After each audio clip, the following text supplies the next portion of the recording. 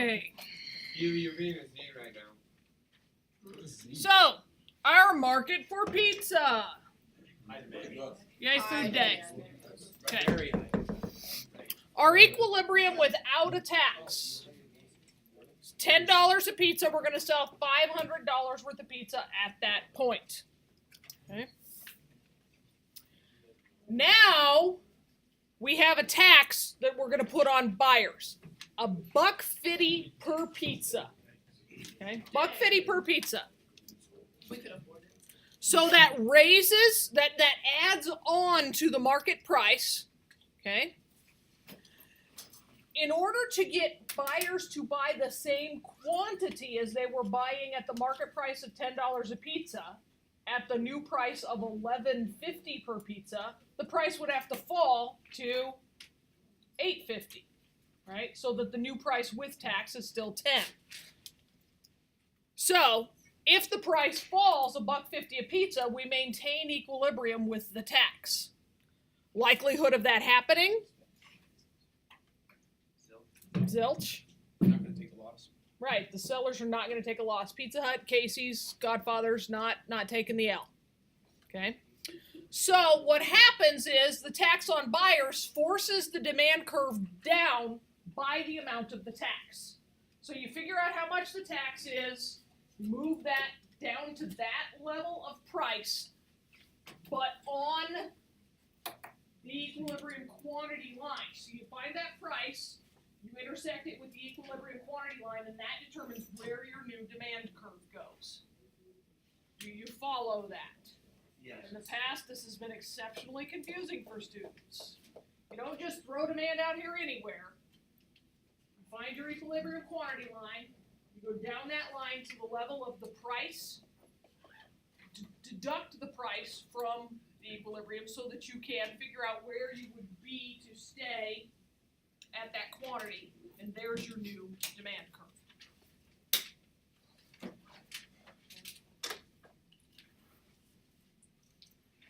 The one that they have longer isn't working right now. So I guess right. Okay. So now we have an all new equilibrium, because remember that whole down to 850 thing was just to figure out where we put the demand curve. Okay? Now we have a whole new equilibrium and we have to read it. And they're telling us that the quantity is 450 pizzas at $9.50 a pizza. So price did fall because demand fell as a result of the tax. Okay? But that's still not the price of the pizza with the tax. That's just the new price of pizza. So the price of pizza with the $1.50 tax is $11.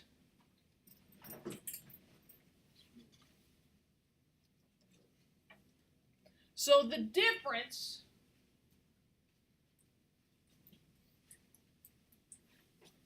the price the sellers receive, the price the buyers pay. If you didn't read the chapter, you're probably pretty doggone confused at this point. I didn't read the chapter, and I'm pretty good. Well, Peyton, you're pretty good anyway. Thank you, miss. All right, so by reading this graph, you can tell the tax is $1.50, right? Our overall equilibrium decreased by 50 pizzas. This is what happens when we put the tax on the buyers. Okay. So tax incidence is what we're interested in. Tax incidence is who ends up actually paying the tax. We said we're taxing each pizza by $1.50, which means the tax is on the buyer. But who ends up actually paying that $1.50 per pizza? You can tell that from this graph. Buyers pay $1 more, and sellers get 50 cents less.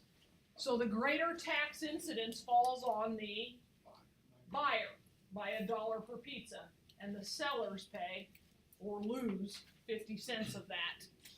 Lose 50 cents of it in revenue, and it goes out in tax revenue. Okay. So let's do it in the dollar or in the seller form. We're going to put this tax on sellers. So to figure out where the new supply curve goes, we take that equilibrium quantity line and we extend it up to $11.50. Okay?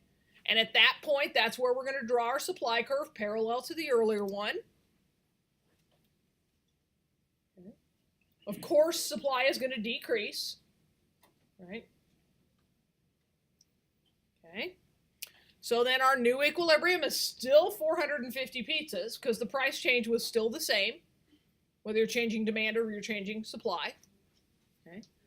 Now here the buyers are paying $11 a pizza. Isn't that exactly what they were paying before? And sellers are receiving $9.50 a pizza, exactly what they were paying before, or were receiving before. And there's our tax. And we can calculate tax incidence. What do you suppose it is? How much are buyers paying? Buyers are paying $1 more. And sellers are paying 50 cents more. Moral of the story, guys, tax incidence is the same whether you say you're taxing the buyer or whether you're taxing the seller. Yes, sir. So what happens if you tax both of them? Well, you are taxing both of them. No, but like you have like a separate tax on the They buyer. can't. No such thing. You can't do that. No such thing. Okay. Tax is a tax is a tax. Yes, Hannah. And when it was taxed on buyers, you said that sellers make less. Are sellers making less here? Yeah, Or are they they're paying still more? only getting $9.50 a pizza. The government's taking that extra 50 cents from them. But they're not paying more. They're just making less. Sellers never paid more. They're paying tax now. Well, that's what I was It's the asking. 'cause I same thought that's 50. what you said. It's the same 50 cents incidence.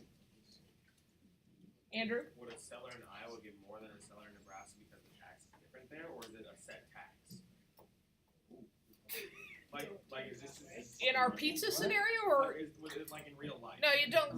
We're not ready for that yet. Okay. We're not ready for that yet. Do not. Okay. Sorry. You haven't mastered this. You can't go real world yet. Okay, guys, this is significant. That it doesn't matter who they say they're taxing.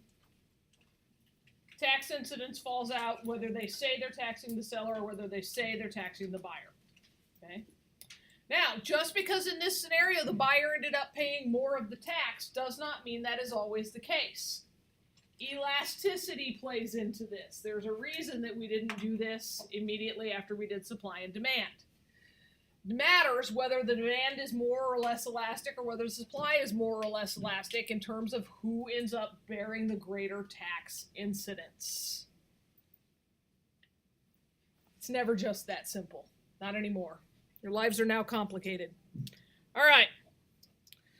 So tax drives a wedge between the price that buyers pay and the price sellers receive. And that wedge is Uncle Sam's share. Okay? Whether it's Uncle Sam or the local tax or the county tax or the city tax, doesn't matter. It's the government. Okay?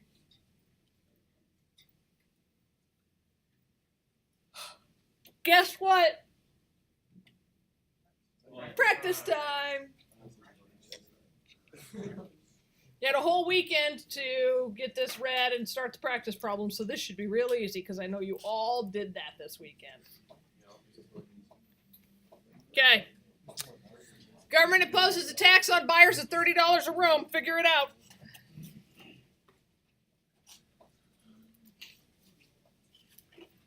$30. So figure it out. On buyers, taxes put on the consumer.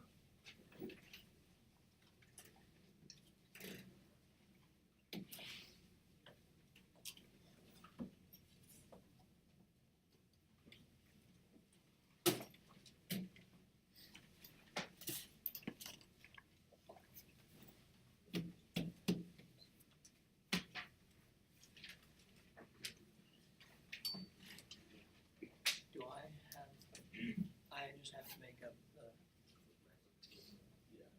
6. we had a test. What is that? Oh, what is that?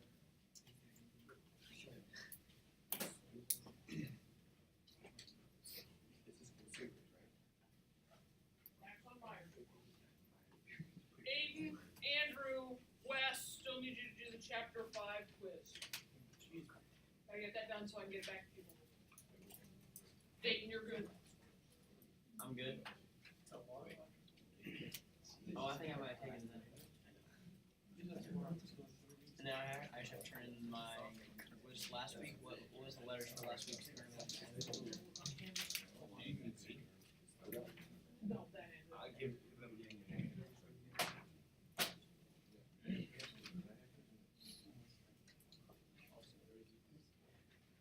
them the demand curve.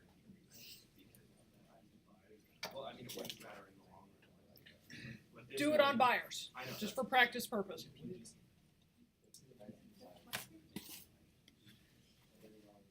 I was getting there.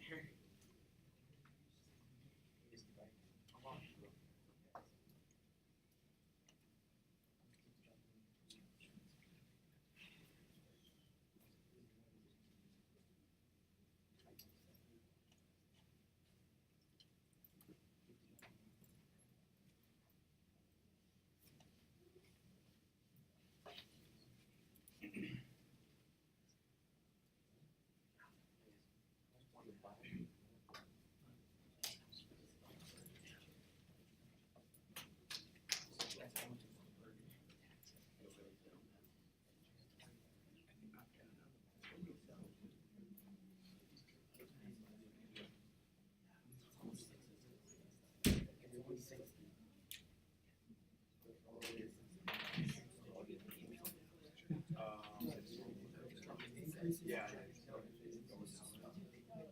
All right, you ready? Tax is $30. We come down our equilibrium quantity line.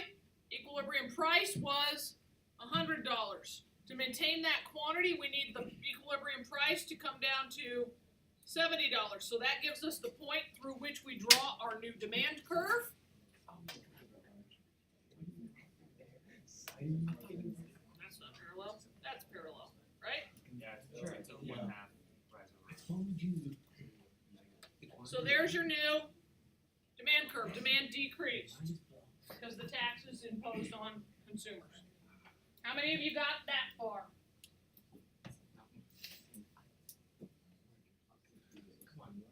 Okay. If you did not get that far, where did you get hung up? Mark, what stumped you? I went all the way across and then drew my line, making the equilibrium at 70 price and 70. Nope. Come down from the equilibrium point to a point along that initial equilibrium quantity, subtracting the tax from the equilibrium price. Okay? Through that point, draw your new curve. Then we get our new equilibrium. Okay? At this point, what do we have? How do we do the whole tax incidence thing?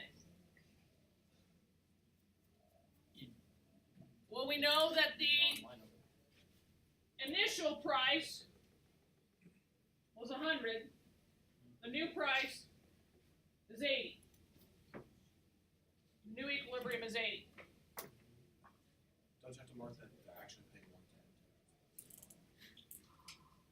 So here, we found our new price with the new demand curve. Our new equilibrium price, we still have to add the tax. The tax makes our new price $110. Okay? So, sellers, the price sellers are receiving is 80, the equilibrium. The price buyers are paying is equilibrium, new equilibrium plus the tax, 110. Who bears the greater incidence of the tax? What was being paid originally? $100. So who's paying more? Buyers' price is up by $10. Sellers are losing. Why do sellers have the greater incidence on this one? Because demand for hotel rooms is elastic. If it was inelastic, buyers would bear the incidence. Andrew, Is that true for all situations then? If something is elastic, then the seller will, if the tax is imposed on buyers, and then if the tax is imposed on sellers, will be. well, I don't know. Let's find out. Didn't you just say that it doesn't matter if it's on buyers or something? You got it wrong. You need to answer it. This was my answer. They roll them down. Jared, John Baylor, and I was sitting next to Kevin, I gave him a Kevin, like, he was over so like that. All right. So there's our tax. Look, we did it right. There's our tax. Price buyers, 110. Look, we're so good. Price sellers receive, 80. Did we get it right? We did. Oh boy. What? We did it. We did it. Look, Reddit. We did it. Who is confused? How did you know to put, okay, so like, when you dropped it from equal Guys, quiet. When I dropped, to 70, because that's your tax, right? right? How did you make it, is it just you were looking for a point on the supply line? Is How that- did that's I equilibrium know too? what angle to draw this at? No, how did you know to go from that 70 that you put to that equilibrium too? Is it just because you're looking for a Because point on this the is the new equilibrium, and where supply and demand intersect is equilibrium. So that's the new equilibrium point. That's why we draw the new curve, is to figure out where the new equilibrium is with the tax. And so the 110 is what. the So buyer if would I'm now paying $80 as a consumer, the tax is $30. Gotcha. Rachel? How far do you know to move the demand curve down? That's where we took the 100 and we said the tax is $30. Oh, because I went over 2 and down 1. I just maintained the same slope. Other questions? Tax incidents? Yeah. You gotta tell me the price the buyers pay, price the sellers receive, and then what the tax incidence is. The tax incidence is really easy because you just take the price the buyers sell or buyers pay minus the initial equilibrium price. Okay. Shall we practice some more? Yes. Oh, good. All right. Crazy. We'll practice more in a minute, except I lost my eraser. It's on the floor. Thank you. Okay. So now I'm going to talk to you about tax incidence depends upon the elasticity, which you've already kind of figured out based on that last one. So if supply is more elastic than demand is, if supply is more elastic than demand, so here we have pretty inelastic demand and a more elastic supply. It's not unit elastic, but it's more elastic than demand. Okay? We have our tax-free price, and then we impose our tax. Dollar amounts don't even matter here. You can see from this who's going to pay the greater share of the tax. The buyer. Because between the equilibrium price and the demand curve is the larger section of the tax. Okay? You don't even have to make it complex. It's that simple.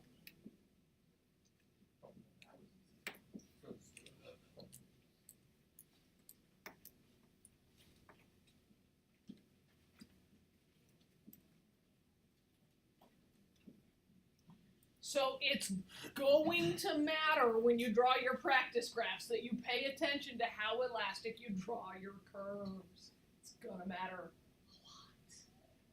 a lot. Because if it says more elastic and you draw it as unit elastic or less elastic, you're going to read it wrong because you drew it wrong.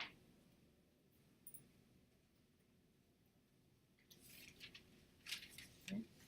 So to flesh this out, there's the price the sellers pay, the price the buyers pay, and the buyer's share of the tax burden. Okay. Why is this the case? Because supply is more elastic, so what that means is sellers can leave the market. It's the consumers who need this good, right? They gotta have it. They're not leaving the market just because there's a new tax. Sellers can. So in that instance, it makes sense that consumers who gotta have the good pay the tax. So when Congress raises taxes on luxury items, like fur coats and yachts and private airplanes, right? They're taxing luxury goods. They're taxing the people who can afford to pay the tax. The demand for those is very elastic.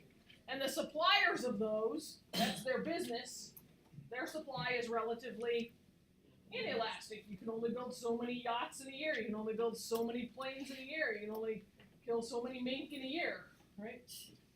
Okay? So we say we're taxing the rich when we put a tax on luxury goods, but who actually bears the tax incidence? The sellers do.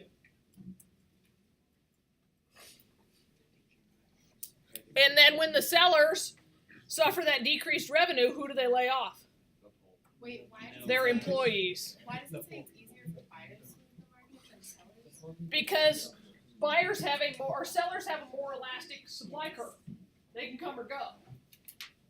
We got to assume that this is a good that's, I mean, it's fairly inelastic. Maybe it's baby formula. You got a baby and you can't breastfeed. If they raise the tax $10 per container of formula, you're still going to pay it. But Gerber can get out of that if they want. Okay, let's go the other way, where demand is more elastic than supply. This is our luxury goods, right? So we throw the tax in here. Immediately, you can see who's going to pay the bigger share of the tax. And guys, when you draw these on your, when you're drawing them, sketching them for yourselves, and you're like, oh, I can't tell. If you can't tell, looks close, just make the tax bigger. It's clearer when it's bigger, right? A little crazy. You can definitely tell that the sellers bear the larger burden when you make the tax larger, right?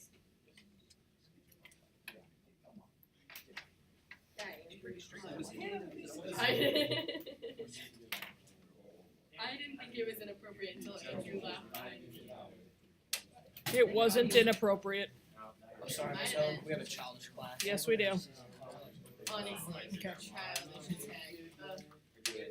Okay, here it's something you can, don't have to have it. My demand is more elastic at least than the supply is, so the sellers are going to bear the burden of the tax. It's just the way it is. You can draw them in extremes. You can draw it mostly elastic, and then it's very, very clear that the sellers bear the burden. So here we get to what I was telling you about. We get to the luxury tax. So we're going to tax those who can afford to pay, right? But remember, what do we know about elasticity of demand for luxury goods? It's highly elastic. Okay. And in the short run, supply is definitely inelastic. I've got the keel laid down for that yacht. I got to build that yacht. So we tax it, and we say we're taxing the wealthy, but we end up taxing the supplier. So the companies that build the yacht pay the tax. Then they lay off Ed, the yacht builder, and Frank, the custom cabinet maker, and Sam, the yacht salesman. They all get laid off.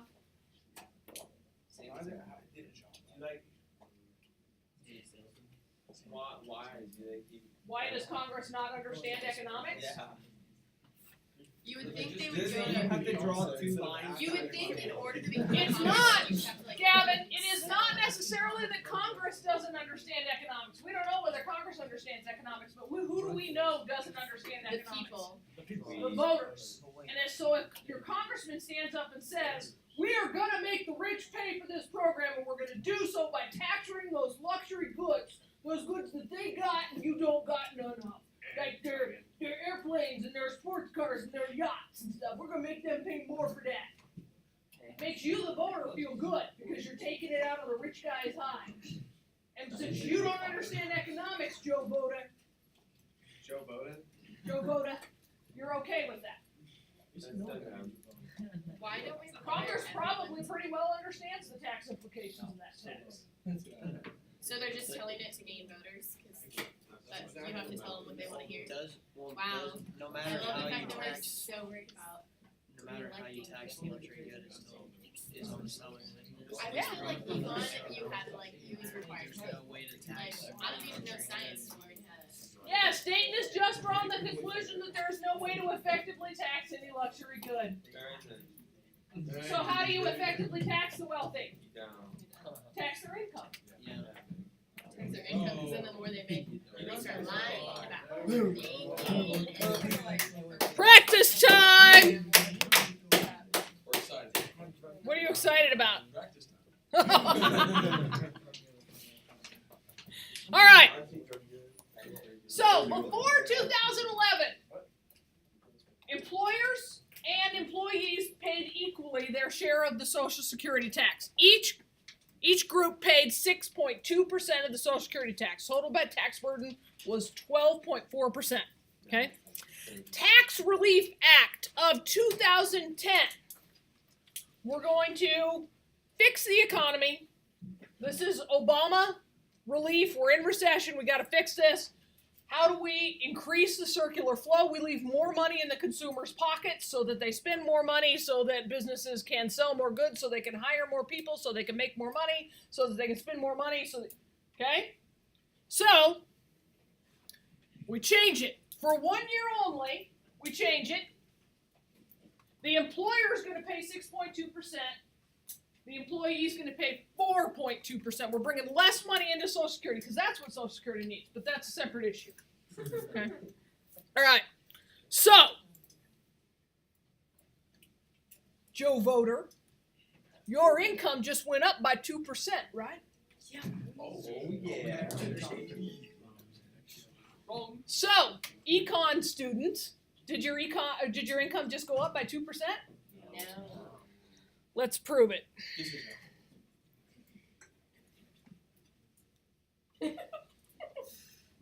So, if total elasticity in this equation, if both sides are equally elastic, tax cut is shared evenly, right? Only if we have like unit elasticity, they're both equally elastic or inelastic, the tax burden will be shared equally, right? Who has the more inelastic curve? The workers or the employers?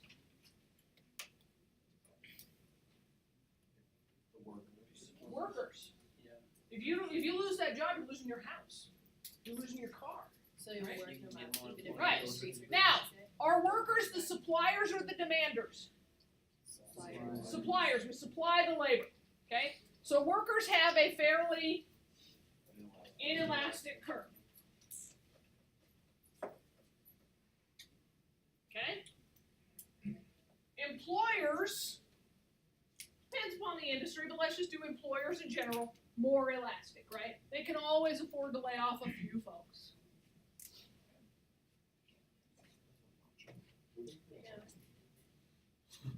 Those over here Okay. sucking up sauces. Who's going to bear the greater incidence? I don't even need to draw a tax in. The suppliers, who are the workers. But I just put 2% back in your pocket.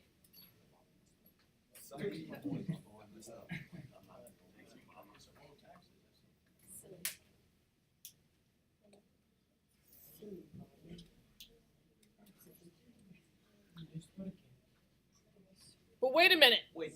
It says it doesn't depend on whether it's more elastic. What? I don't understand.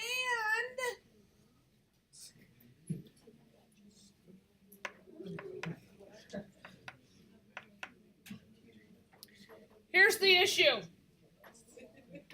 The total amount of tax collected is the same. It's not that they said they're taking less out of the worker's pocket. They're still going to collect the same amount of tax.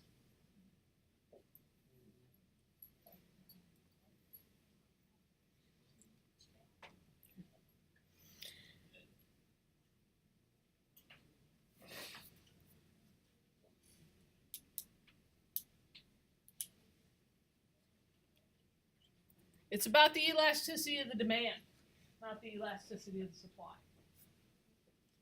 Okay? There we did a pretty unit elastic demand, right? So let's keep our supply curve fairly inelastic. Let's go real elastic demand. Workers are getting hosed there, right?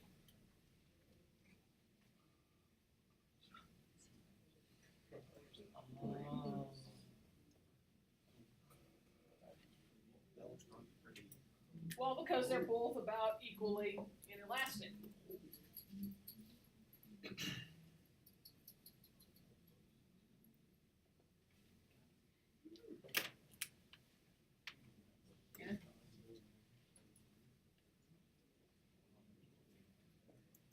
So if you worked in an industry where the employer, I can fire you, hire somebody else, or I can get by with fewer workers, you got virtually no benefit from that Social Security tax code. If you were a doctor, where the supply is not going to change and I can't just fire you and replace you, you got a lot of the benefit. That's so dumb. Wait, If so you you're were an benefiting architect people- where it takes 8 years of training, If you're a Wait, so the specialist. people that were already pretty well off are being benefited more, not the people that needed it by that? If you're special, if you're a specialist, you're trying to. But the voters are going for it because it sounds like they're getting more money. Get your The money. moral of the story, go to econ, understand econ, how many of you 20 years from now, 25, 30 years from now will make sure that your kids take econ in high school? Thank you. I'm all taking econ.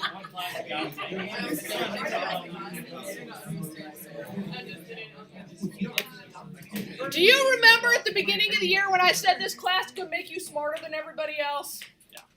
Are you a Bro, believer? even if you don't understand it that well, you're still ahead. All right. So guys, here's our real moral of the story. If we're about efficiency and we're about letting equilibrium happen on its own, understand taxation messes with that. Taxation interferes with efficiency. It forces inefficiency. It prevents the natural equilibrium. We just worked on establishing new equilibriums because of taxation. We were less productive. We were less consumptive. Yes. So without tax, how would the government get money? There's the catch-22, if I can borrow from Joseph Heller. We have certain things that have to be provided by the government because individual suppliers won't supply them or individual consumers can't afford them. Fire protection, police protection, national defense, public education, right? Among other things. So we have to do some of this. The balance, guys, for governments and for the voter is to figure out how to do it most efficiently by creating the least inefficiency. Quit Macarena. What is wrong with you? You have to find that balance. And it's tough. It's tough.